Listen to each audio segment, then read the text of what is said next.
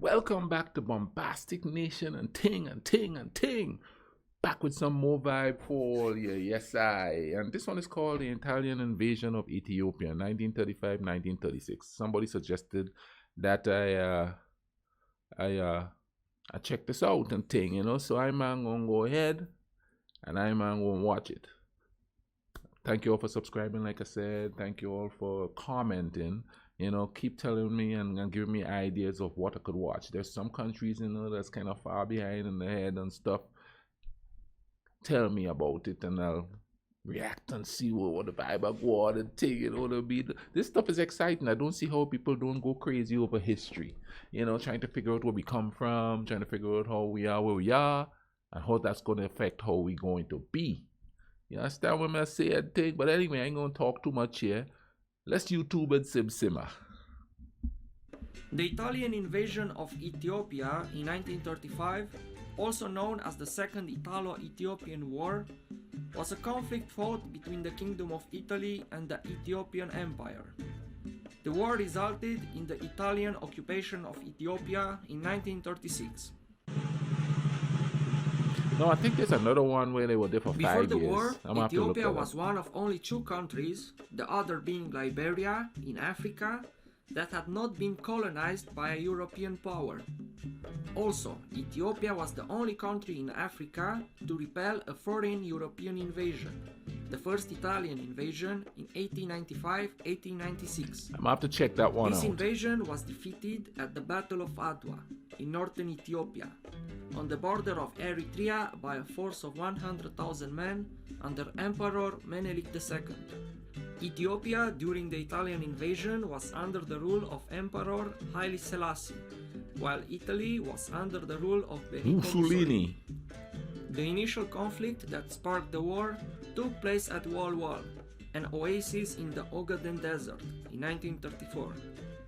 On November the 22nd, 1934, Italian forces marched 50 miles into Ethiopia and clashed with Ethiopian troops at Wal Wal, leaving 107 Ethiopians and 50 Italians and Somalis dead.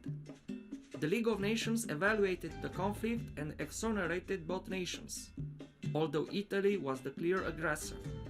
Great Britain and France, which dominated the League, hoped to prevent Italy from becoming an ally of Nazi Germany. Taking advantage of this situation, Mussolini signed agreements with France and the United Kingdom, thus isolating Ethiopia and forcing it to face Italy alone. Upset with Italy's initial objections to the Anschluss in Austria, Germany sent material support to the Ethiopians. This included 3 airplanes, 10,000 Mauser rifles, and 10 million rounds of ammunition. In a few months, 685,000 Italian soldiers arrived in East Africa. There were also 400,000 Italian soldiers in Eritrea and 285,000 in Italian Somaliland before the new divisions arrived.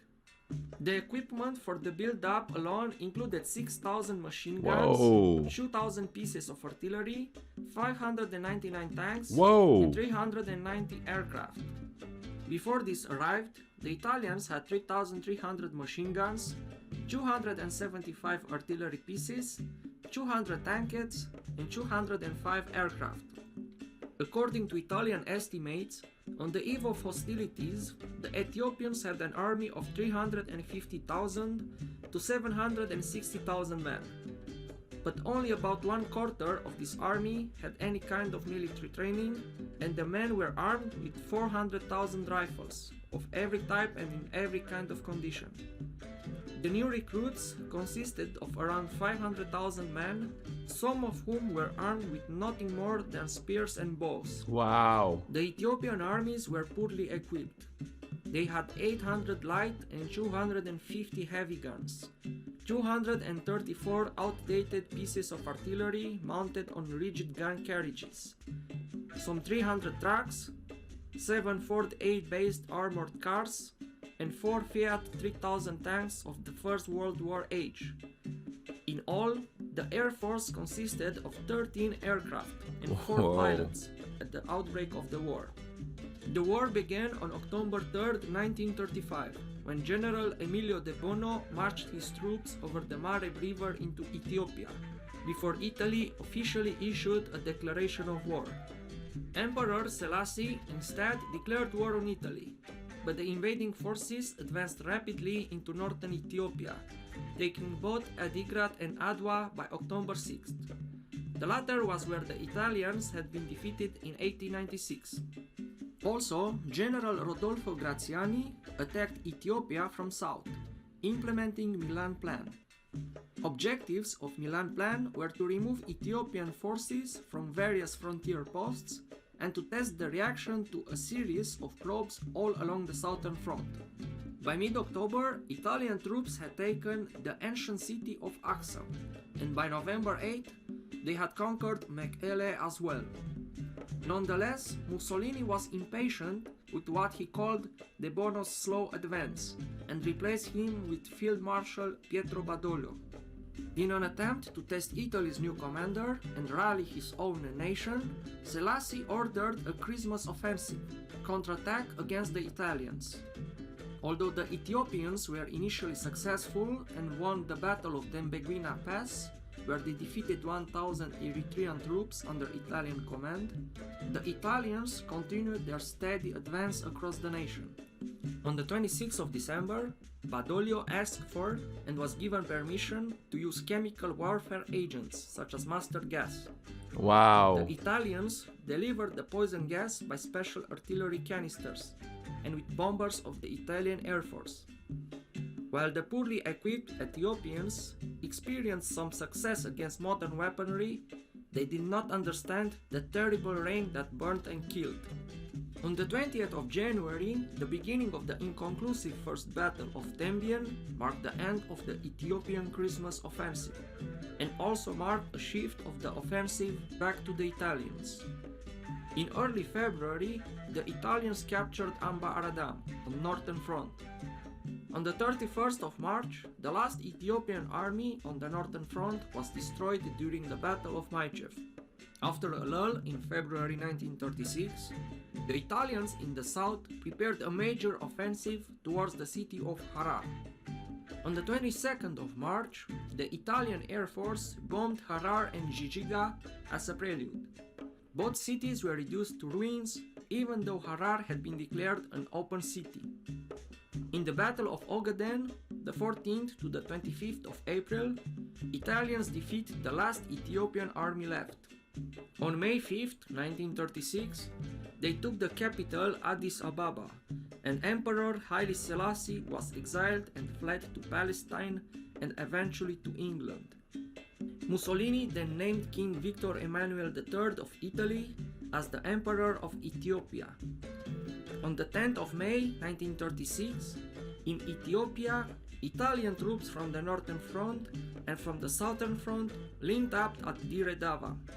On the 1st of June, Italy officially merged Ethiopia with Eritrea and Italian Somaliland, calling the new state Africa Orientale Italiana. Italy declared the country pacified in December 1936.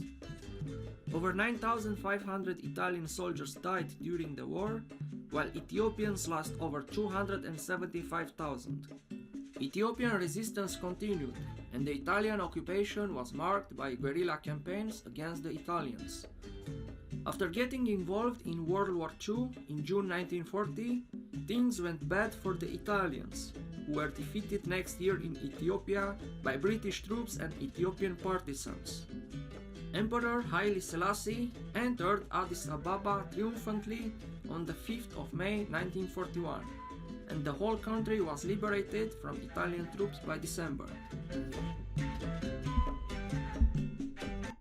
Wow. That is crazy. You see how history is just war, war, war. And I'm talking about in my short lifetime, I'm tired of wars. We've been warring forever. How come we keep doing it over and over again? And it's usually sort of similar stuff. I want this, I'll take it. Boom, boom, boom. And then, the people rise up. Here's a saying I like to say. It's my own. You can't going to somebody's country and say liberating them, liberating their family members and friends of their lives, and expect them to feel liberated. Sooner or later, they're gonna fight back. Boom, it happens. You know, people not gonna stay down pressed forever. It's just not gonna happen. And throughout history, you're seeing that vibe going on. We still ain't learning from it. It's like we think each other is expendable or something. It's just a human, you know what I mean? So, let's just do what we do. Anyway, guys, thanks for watching this with me. Keep watching though. Just click down there, bubble come up, click, boom. You could binge watch. All right. Let's take care of each other. All right.